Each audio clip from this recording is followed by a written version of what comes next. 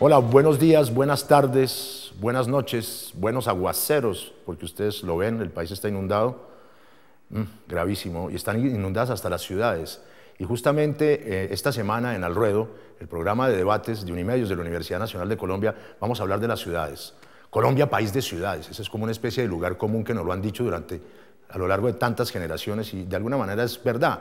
El gran crecimiento urbano de este país es notorio, desde mediados del siglo pasado ha sido pues una espiral de crecimiento gigantesca. Tenemos ciudades de 8 millones de habitantes como Bogotá, ciudades de 4 millones de habitantes como Medellín y Cali. Las estadísticas no son fiables, nunca lo han sido en este país, por eso es que el desarrollo tampoco se ha dado, en parte, bueno. Y la problemática urbana pues pasa por grandes picos de crecimiento, por grandes problemas en materia de seguridad, ustedes los ciudadanos urbanos lo conocen, en materia de movilidad, en materia de servicios, en materia de recursos, en materia misma administrativa, de ordenamiento territorial. Hay problemas, hay avances también, evidentemente la dinámica del progreso es inatajable de alguna manera.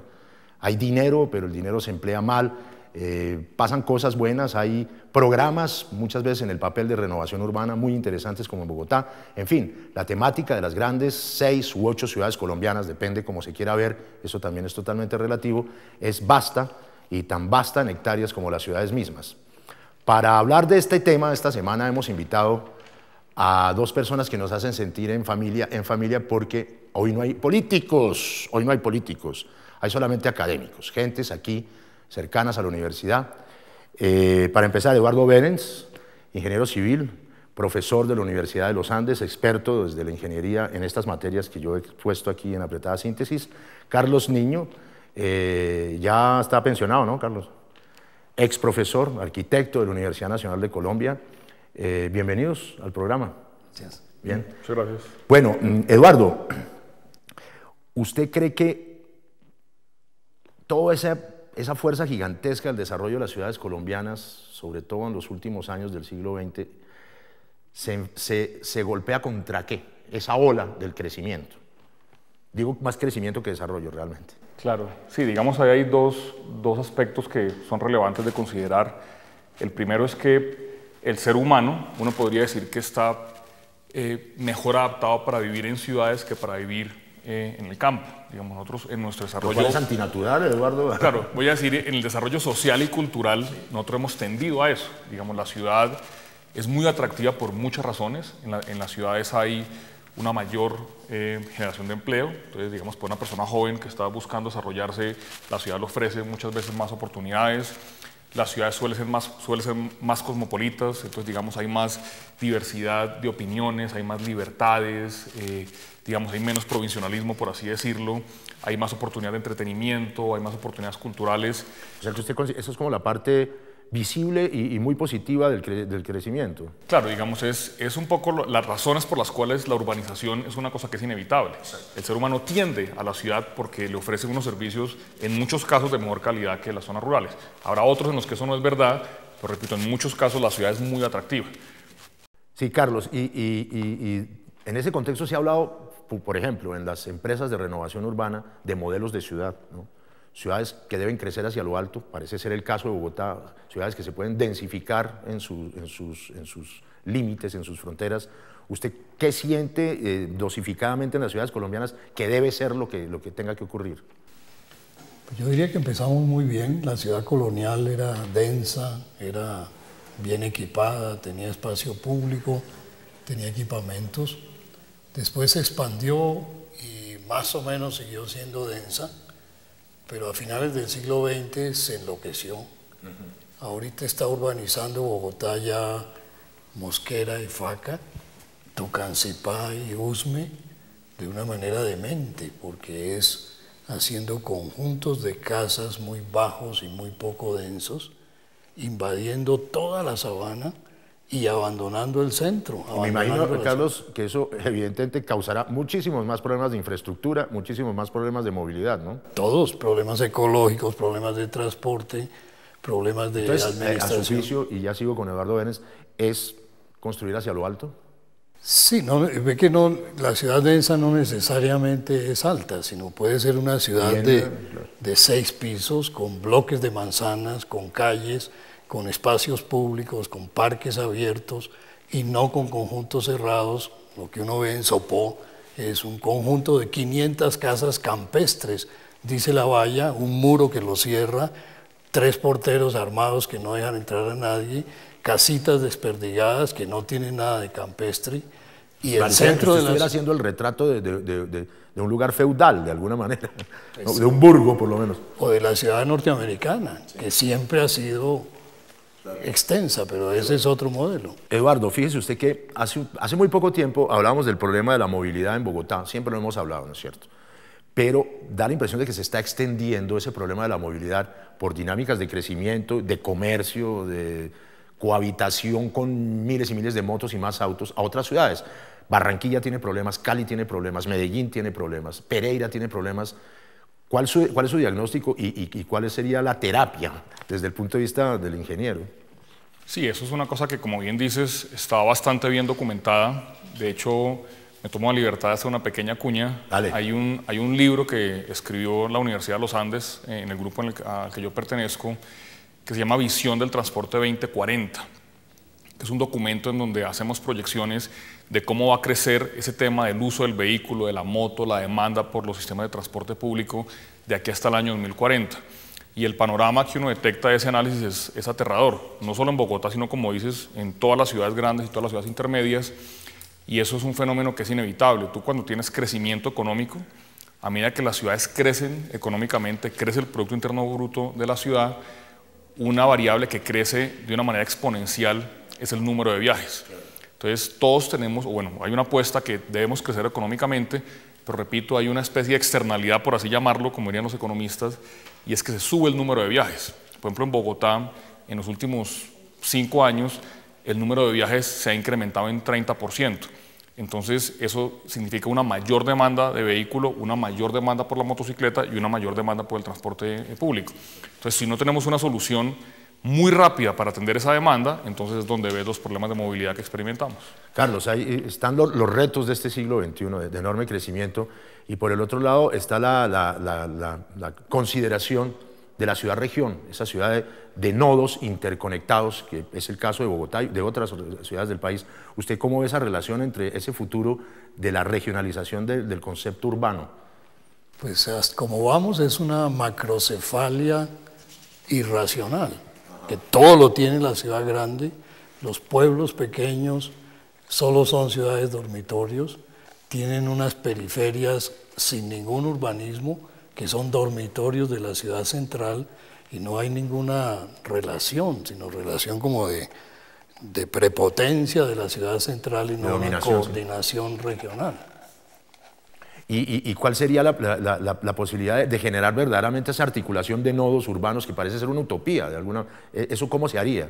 ¿Es una cuestión de vocación, de decisión política o de qué? ¿O de diseño? Es una cuestión de planificación integral, pero hay un elemento que es planta extraña en Colombia, que es la coordinación y la planificación. Es imposible que los municipios se coordinen entre ellos. Es imposible que se entiendan con Bogotá o con la ciudad central. Cada quien tiene su POT como si fuera solo, y las mesas regionales no pasan de buenas intenciones porque no hay el afán de coordinar. O sea que usted es pesimista, es un problema político y de cultura, de alguna manera, de cultura en el sentido de educación, ¿no es cierto? Pues sal tú de la 80 hasta Subachoque, sí, y si no eres pesimista, eres ciego. Es cierto, es cierto. Eduardo, mire, no quería tocar el tema, pero es que está tan calientico. La ciudad de Bogotá verdaderamente está en una situación súper caótica. Las causas y los orígenes son varios, hay señalamientos, en fin, se le acusa al alcalde de mediocridad, de incapacidad, los problemas de los contratos, todos los tumbes de los nules y las cosas terribles que hemos visto. Lo cierto es, se lo pregunto como ingeniero, lo cierto es que uno ve que en la obra de la 26 por cuadra hay 3 trabajadores. ¿Qué es eso, Eduardo? Digamos, ahí, como bien lo dices, hay múltiples explicaciones. Hay un problema de una falta de liderazgo. Digamos, yo creo que por ahí empiezan muchos de los líos de Bogotá. Digamos, no vamos a politizar el debate, pero sí es claro que hay una falta de liderazgo por parte de quienes están en la administración, y eso se deriva, digamos, en un montón de problemas adicionales. Hay un segundo problema que de pronto puede ser hasta más grave, que es una falta de planificación. Bogotá sigue siendo una ciudad no planeada. nosotros seguimos apagando incendios en lugar de tener planificaciones a largo plazo. Hay un problema también, digamos, de una interacción no ética entre el contratista y el distrito. Digamos, aquí todos somos corresponsables. También hay una responsabilidad por parte digamos, de las firmas de consultoría, de las firmas de ingeniería, que se han acostumbrado, digamos, a actividades o a estrategias non santas para ganarse los contratos. Entonces, muchas veces quien gana el contrato no necesariamente tenía la capacidad, dijéramos, financiera o técnica para hacer la obra. Entonces, cuando se juntan todas esas cosas en el mismo contexto, pues ya vemos lo que está sucediendo. Claro. Carlos, usted mismo lo decía al principio, que el problema es de retraso. Pero, por ejemplo, haciendo una rápida mirada sobre las ciudades colombianas, ¿cuáles son las dosis de ese retraso en el sentido general de lo que significa urbano? Hay una estructura urbana, o sea, la ciudad al crecer tanto requiere un centro administrativo histórico y requiere unas centralidades bien organizadas, Kennedy, Restrepo, Usaquén, donde haya espacio público, donde haya equipamiento y que estén articuladas entre sí. Por ejemplo, el caso de Tokio. Tokio es una ciudad del siglo XXI que tiene 30 millones de habitantes y no es un paraíso, pero funciona. Tiene un anillo donde hay 8 centralidades unidas por una línea de un gran tren y esas centralidades tienen rascacielos, tienen de todo, pero funcionan. Uno ve que llega a 1,5 millones de personas en una mañana, pero la cosa funciona. ¿Cómo se imagina usted Bogotá dentro de 30 años? Pues si ¿Cómo vamos? Como vamos, un caos absoluto, llegando a Chocontá, llegando a Villeta, llegando a Tocaima y sin ninguna planeación. Como una amiba dispersándose. Pero cuando uno ve el plano de los usos comerciales los pintan de rojito, entonces uno ve las aglomeraciones rojas, entonces aparece Suba, aparece Kennedy, aparece Venecia. Si nos dedicáramos a organizar esas centralidades, a poner equipamientos y no solo almacenes, los centros de las alcaldías menores ahí, el espacio público, y a relacionarlos entre sí con sistemas de transporte masivo. Claro. Metiéndome en el campo de Eduardo, el transporte es lo peor. El peor que hay en Colombia es el transporte.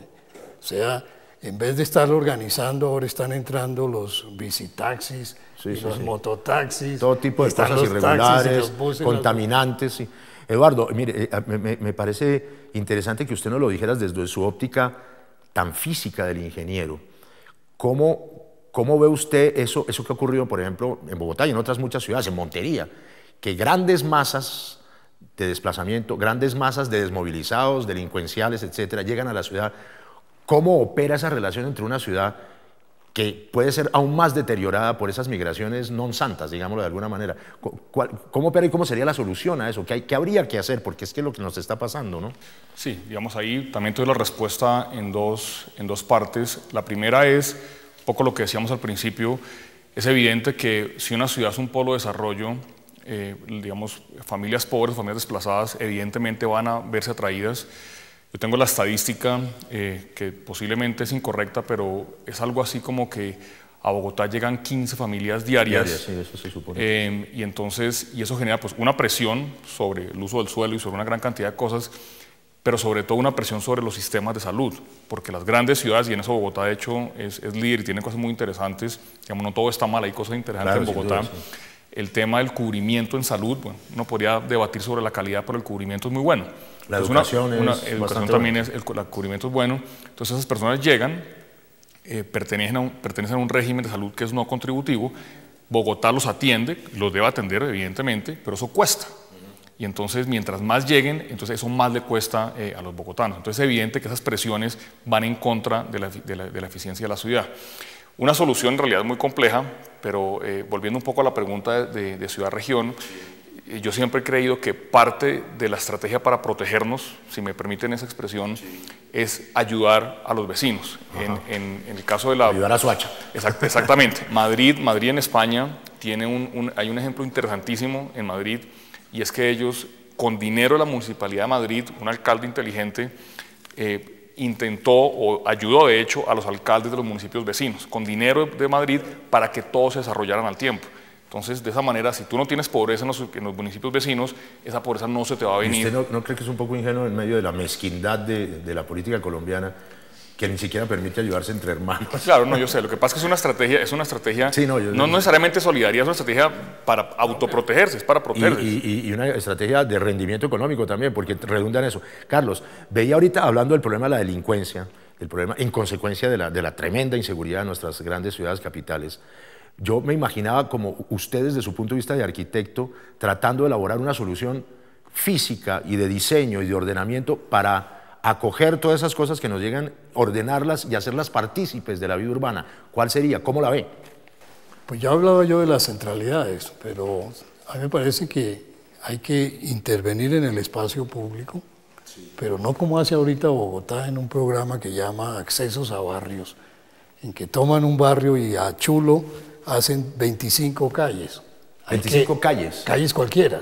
Hay que ir a la calle central donde está la gente y hacer una plazoleta, hacer unos andenes, hacer espacio público y poner el equipamiento ahí.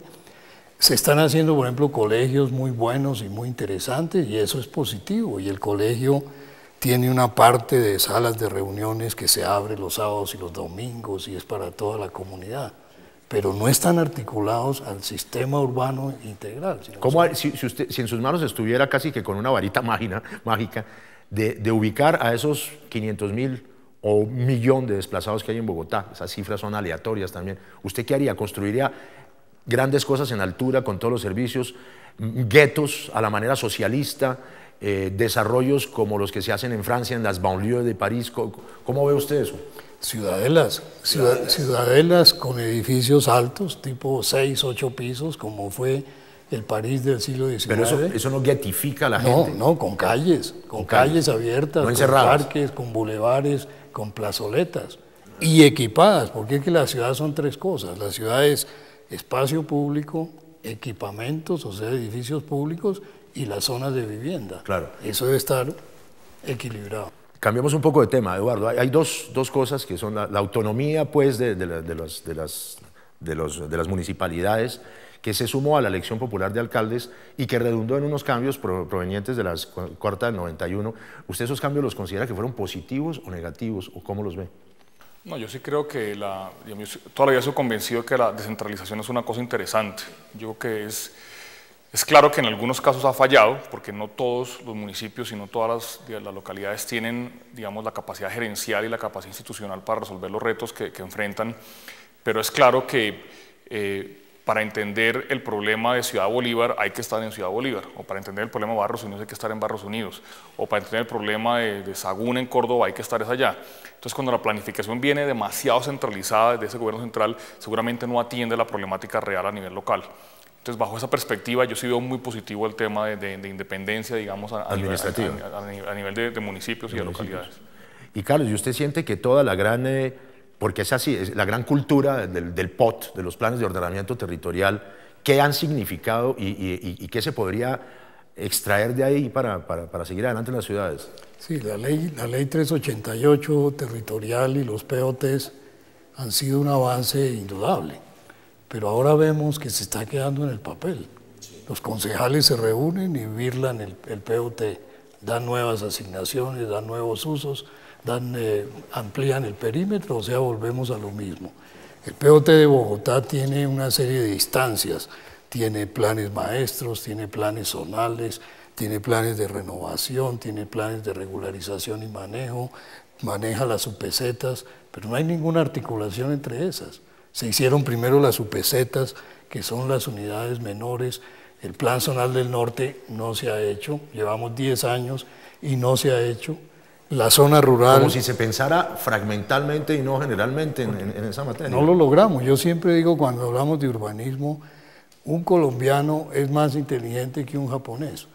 3 colombianos no son más inteligentes que 3 japoneses. El urbanismo, Carlos, y en fútbol, mírelo nomás. Mira. Eduardo, hay otra patica que le está saliendo al gato que puede ser buena y que agilice al gato o que puede ser restrictiva de su movilidad y de su dinámica, que es la ley de regalías, que va re bien en el Congreso, es decir, esa cierta democratización y un cierto control a todos los eventos de corrupción que se produjeron y sobre todo a la repartición de otro modo de esas regalías un poco más equilibrada en cuanto a necesidades de las ciudades. Es decir, no es porque allí se produce, sino porque fundamentalmente hay necesidades que se deben asumir con la plata. ¿Usted cómo ve eso? ¿Y qué va a pasar en las grandes ciudades, por ejemplo? Sí, digamos, te voy a poner un ejemplo concreto donde yo creo que eso es supremamente valioso. Nosotros hemos tenido una doctrina que aplica para Bogotá y para ciudades que han intentado sistemas tipo Transmilenio, y es que se vende como una bandera fundamental de esos sistemas, que son sistemas autosostenibles. Digamos que son sistemas en donde con lo que el usuario paga por su tarifa, se paga la operación del sistema. Que son negocios, digámoslo también, ¿o no? Claro, pero yo lo que voy es que eso es una cosa rara en el mundo. Ya. Tú te vas para París o para cualquier sistema de transporte, todo es cualquier ciudad, sí. es subsidiado, porque es la manera de prestar un servicio de calidad. Entonces yo creo que a nosotros, de las muchas cosas buenas que tiene Transmilenio, hay una mala. Y es que se universalizó la idea en Colombia de que el sistema de transporte masivo no debería ser subsidiado. Yo creo que eso no es decir, es bueno que sean no subsidiados, pero es mucho más importante que se preste un servicio de calidad. Entonces, así haya que subsidiarlo en algo, para que se mejore la frecuencia de los buses, para que se baje la ocupación en cada bus, eso requerirá, va a ser más costoso operarlo de esa manera, entonces que se requiere el subsidio.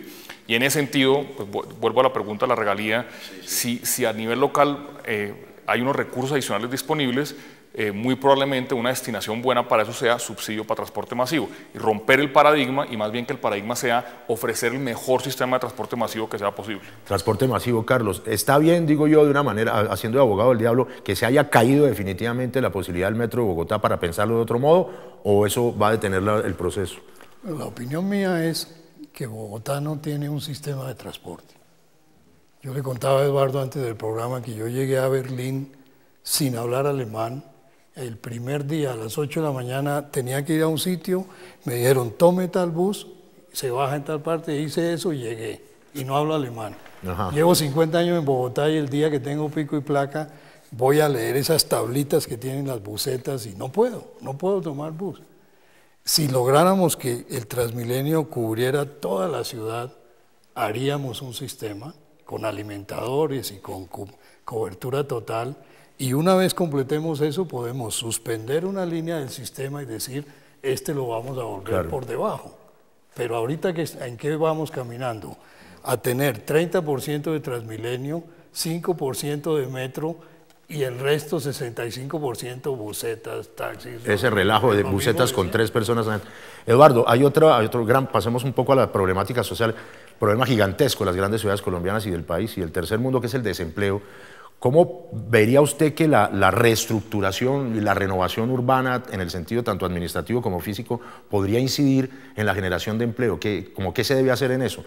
¿Echar cemento, 500 frentes de obra y eso? Sí, debe ayudar, ¿no? Me imagino. No, muchísimo. Digamos, voy a decir alguna cosa un poco atrevida, ya que estamos en confianza, ya aquí en ambiente académico.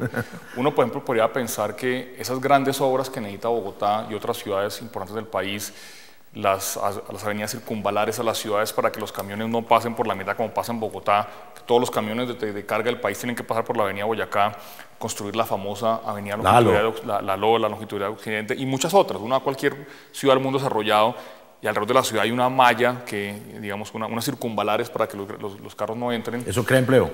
Claro, porque tú podrías decir, lo que voy a decir atrevido es, uno podría de pronto concesionar todo eso. Hacerlo todo a punta de concesiones, que vengan personas de otros lugares, una concesión, un contrato internacional y la mano de obra internacional, es decir, a los nules no hay que volverlos a contratar. Por supuesto. Entonces hacer ese concurso internacional y evidentemente la mano de obra va a ser de carácter local. Entonces es una manera de que el Estado no tendría que pagar por la obra, que es un poco la tontería que estamos haciendo ahora. Nosotros en el transporte masivo, llámese metro, llámese Transmilenio, es el Estado el que construye. Pero no quedaría enganchado el usuario a pagar indefinidamente un sistema de peajes. No, claro, ahí está, obviamente. Es decir, se le carga la platica esa al bolsillo del contribuyente y no paga el Estado, pero termina pagando. Termina pagándole, sí, pero es por un uso apropiado, digamos, ya lo decide el usuario. Si el usuario decide usar el carro, pues yo le cobro la externalidad de usar el carro. ¿Usted como que no está de acuerdo con eso, Carlos? Lo vi ahí como poniendo una cara que le conozco. No, lo que pasa es que yo veo es que no somos capaces de coordinar.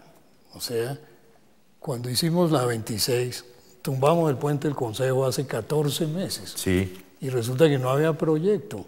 Y en estos días están resolviendo el problema del tubo que pasa ahí por el Consejo. Que no nos lo habían dicho inicialmente que ese problema existía. Y hace 14 meses tumbaron el puente. Entonces, ¿para qué? Porque Exacto. cuando hacen la incomodidad que es una obra, que por lo menos sea que ya está todo coordinado y está todo resuelto. Ya, Eduardo, ya un poco para terminar, uno siente que es un problema de política, de voluntad, de educación política en el sentido del desarrollo, pero también un problema institucional. Las instituciones son aparentemente inoperantes, las que deben ocuparse del desarrollo urbano, de los replanteamientos urbanos. ¿Usted le metería la mano a hacer unas reformas institucionales en función del desarrollo de las ciudades y de la equidad social y alimentaria y, en fin, tantas cosas necesarias en una ciudad? Yo te voy a decir que yo soy un poco reacio a que la solución a los problemas sea otra reforma estructural. Digamos, en el caso del POT, que quería hacer ese corolario a lo que mencionamos ahora, nosotros estamos cambiando el POT y en realidad antes de cambiar el POT no nos preguntamos, oiga, ¿será que los mecanismos que nos inventamos en el anterior sí fueron utilizados? Entonces lo que hacemos es que nos reinventamos el esquema, pero no nos preocupamos por cumplir lo que dice el esquema. Yo creo que un poco en el caso de Bogotá, otras grandes ciudades, puede pasar algo así. La organización administrativa no es lo que está mal. Lo que tenemos que mirar es que los mecanismos que existen sí sean operantes. Entonces, en ese sentido, lo que toca hacer es propender por una profesionalización del funcionario. Y una cosa, digamos, que son muchos problemas, no tenemos tiempo de hablarlos todos, pero voy a decir uno que a mí personalmente me apasiona. Hágale. Es esta dimensión de que en las entidades públicas, esto ocurre de hecho a nivel distrital y nacional, una gran parte de la planta sean contratistas.